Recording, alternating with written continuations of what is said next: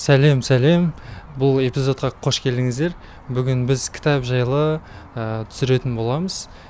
Егер осы эпизодты көріп жатсаңыз, онда өзіңізге бір кітапты таңдап тауып қаларсыз. Таяқ жерге тас салды. Эпизодымыз міне басталды. Ендеше кет.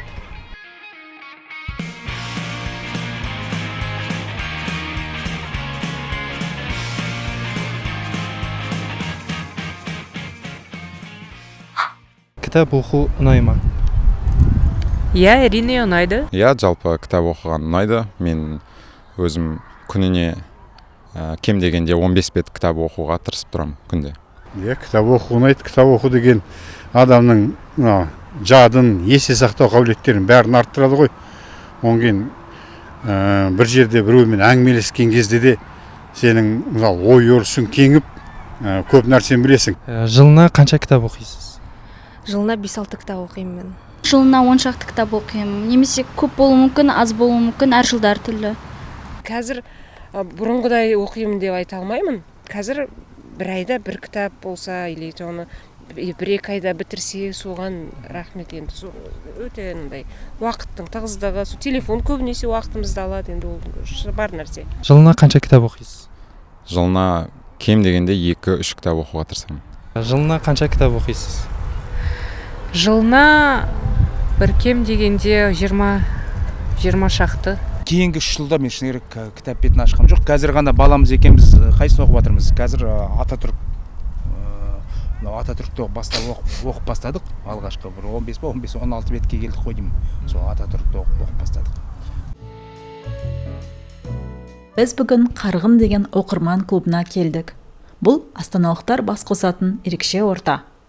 Клубтың негізін қалаушы Перизат Мырзахметпен сұхбат құрмақшымыз. Қазақ тілін оқып жүрген адамдарға қандай кітаптарды ұсынар едіңіз? Негізі көркем әдебиеттен үйрену жеңілірек. Соның ішінде мен балалар әдебиетінен егер қазақ тілін үйренем деп жүрген адамдар болса, балалар әдебиетінен бастаса, мысалы өзім балалық шағымды толтырған жалпы қиялыменен, ерекшелігіменен ол Бердібек Соқпақбаевтың кітаптары. Кез келген роман повестін алсаңыз, кез келген әңгімелерін ол кісінің алсаңыздар, өте жеңіл тіл, қарапайым сюжеттер, бірақ ішіндегі жаңағы оқиғалардың барлығының айтатын ойлары, жеткізетін жаңағы посылдары өте керемет. Сондықтан солардан бастау керек деп ойлаймын. Одан бөлек қаншама халық ертегілері бар, жаңағы олардың барлығы енді қатты күрделі тіл деп айта алмаймын. Ауызекі тілменен түсіндірілген, сондықтан тілді үйреніп жүрген адамдарға жаңағы шошып кетпей үйренуге өте ыңғайлы кітаптар. Сондықтан сол кітаптардан бастау керек. Қандай жанрдағы кітаптарды сүйіп оқисыз? Мен негізі бизнес тақырыбындағы кітаптарды жақсы көремін, және психология. Көбінде романтикалық және фантастикалық кітаптар. Демек, Харри Поттер дегенді оқыдыңыз? Сол сияқты, иә, сол секілді. Болмаса жаңағы Пауло Коэльоның Алхимик деген кітаптары ұнайды. Көбінесе тарихи кітаптар ұнайды маған. Сізге қандай жанрдағы кітаптар оқыған ұнайды? Маған психологиялық, бизнес жанрындағы өз-өзіңді дамыту, тайм-менеджмент, сол жанрдағы кітаптар ұнайды. Әдеби кітаптарды мүлдем оқымаймын десем де болады. Енді көбінесе мен тарихи жанрдағы кітаптарды. Біздің өткен кеткенімізді біліп, жаңағы айтқан Қабдеш Жұмаділовтің шығармалары, мысалы соңғы көштер бар. Онан кейін тағы да жаңа Қабанбайдың жазған кітаптары бар. Онан кейін Көкбөрілердің көз жасы бар. Тағы да жазушылардың. Сондай. Бұрынғы қазақ қоғамындағы тарихи, әдеби тарихи жағдайлар туралы кітаптар бізге сол кезде сіңіп қалды. Мен әлі де сондай кітаптарды жақсы көремін. Мен соңғы уақыттары көркем әдебиетке қызығушылығым артып жүр. Сондықтан көбінесе сондай көркем әдебиеті бағытында жазылған кітаптарды көп оқимын. Кітапты қалай таңдайсыз? Аннотациясын оқимын бірінші. содан кейін енді қазір бізге оңай кітап таңдау. Қазір анау интернеттен қарап ол кітап туралы пікірлерді оқып алуға, отзывтарды, комментарийлерді оқып алуға болады. Киноның триллерін көрген сияқты да, ол қазір кітаптарды таңдау оңай, қиын емес ешқандай. Ал енді нақты кітапты мысалы мен жаңа кітапханаға немесе кітап магазині бір жерге алып таңдайтын болсам, аннотациясын оқимын, мазмұнын қараймын міндетті түрде.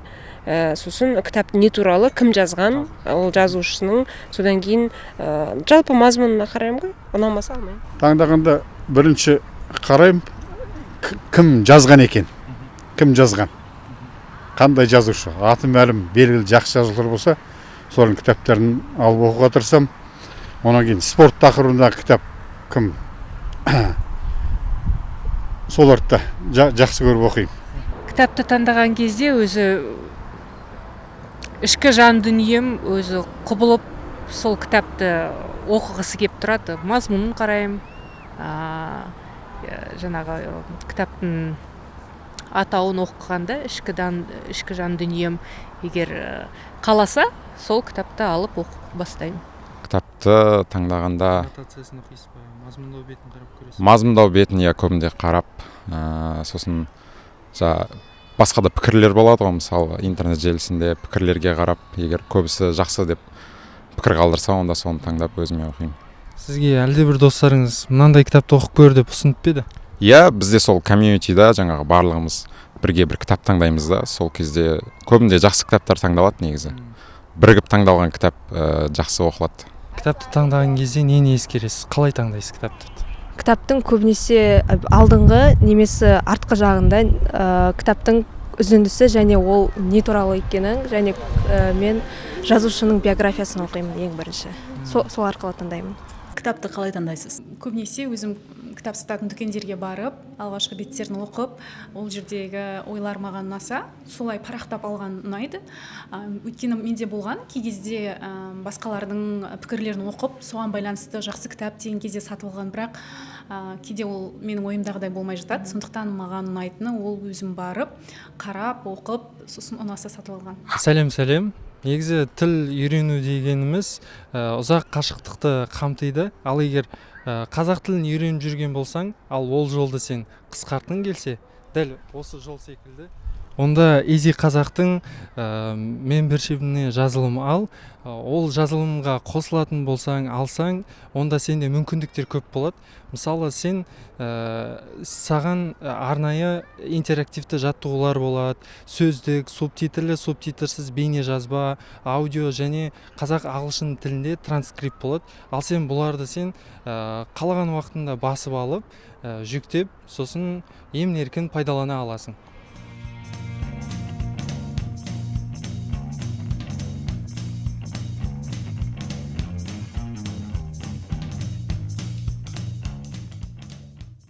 Сүйікті кітабыңыз қандай?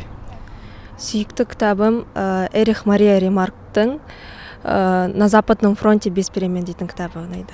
Сүйікті кітабым ана Қабдеш Жұмановтың Қабанбай туралы жазған, өйткені біздің мемлекет болып қалыптасуға үлкен жоңға шапқымыз кезінде қазақтың қанша батырлары солар туралы жазылған. Сүйікті кітабыңыз қандай? Сүйікті кітабым, айттым ғой жаңа, Шерхан Мұртазаның кітаптары ұнайды маған. Ай мен Айша, Қызыл жебе өте жақсы көрген кітабым. Сосын Оралхан Бөкейханның ең бір керемет әлі күнге дейін әсер ететін кітабы Өз отыңды өшірме деген. Менің сүйікті кітабым Цветы для Элджернона деген кітап. 12 путей души деген бар, кітап бар. Ол духовная психология дейді. Жаңағы сол жанрда жазылған, өте сондай кітап, қайта оқып, қайталап оқи беретін кітап. Осы оқыған кітаптарыңыз ішіндегі ең қатты ұнайтыны қайсысы сізге?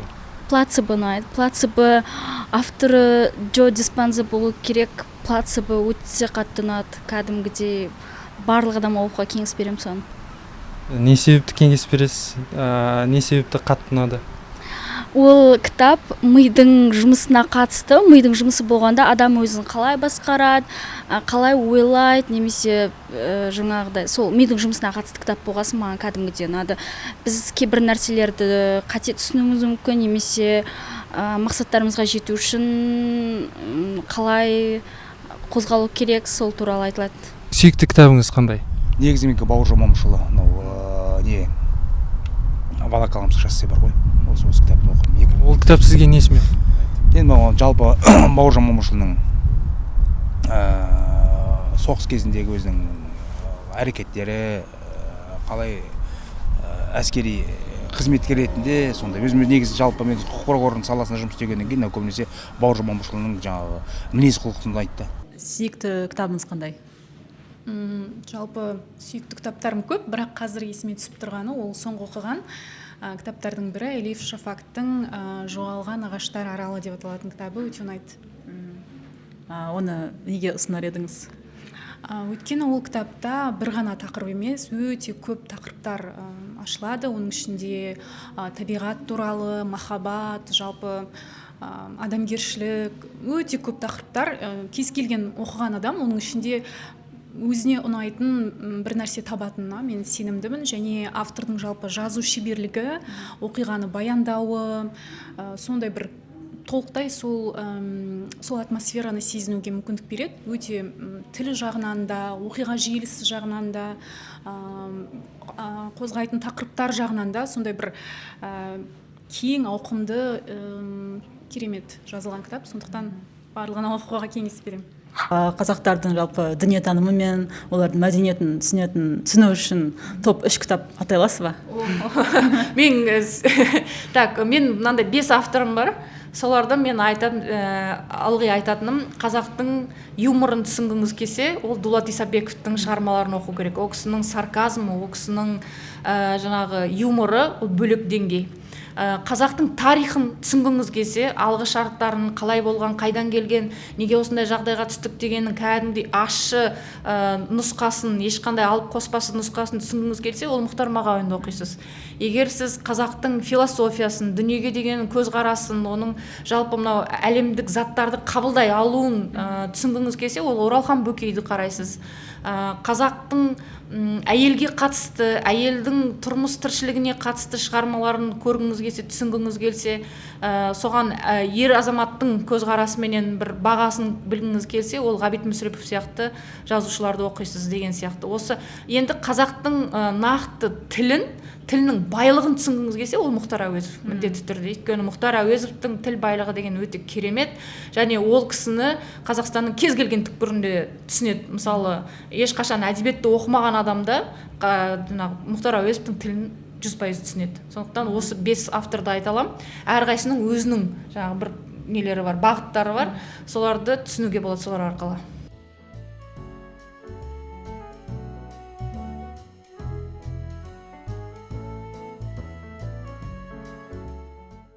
Егер өміріңіз бір кітап болса, оған сіз қандай атау берер едіңіз? Егер өмірім бір кітап болса, онда оған путь души деп айтаушы ем. Қазақша айтқанда, өмір жолы или жан жолы. Жазушы емеспін енді. О жағынан қандай? Егер өміріңіз бір кітап болса, оған қандай ат қояр едіңіз?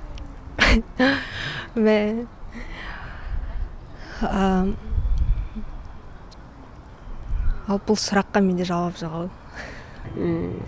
Тотының армандары деп айтушы едім. Негізі адамның өмірі бір кітап қой. Сізде бір өмір иесісіз. Сондықтан өміріңізге қандай атау қояр едіңіз? Білмеймін, ол туралы ойланбадым, қалай атау қоятын. Бірақ қарапайым өз атымды қоятын шығармын, Амина деп немесе, білмеймін, ойланған жоқпын. Оралдың хикаялары деген сияқты, білмеймін. Сондай секілді қоятын ем. Егер өміріңіз бір кітап болса, оған қандай ат қояр едіңіз? Өзімнің өміріме қатысты өте әдемі қызық сұрақ екен, бірақ ол туралы ойланбаппын. Менің жолым. Жай айта салдым. Неге? Өйткені менің ойымша әрбір адамның өзінің өмірінің жолы бар. Әрбір адамның өмірі бір кітап. Сондықтан мен өзімдікін бір ерекшелендіріп, немесе артық, төмен деп айтқым келмейді. Жай ғана ол менің жолым дегім келеді. әрқайсымыздікі сияқты. Саған қандай кітаптар оқыған ұнайды және сен кітап оқуды ұнатасың ба? Міне осындай сұрақтарға жауап беріп, комментке сол нәрсені жазып өтсең болады. Ал біз міне эпизодымызды аяқтап біттік және осы эпизодтың арқасында бәлкім қазақша әлде бір кітапты таңдап тауып қаларсың.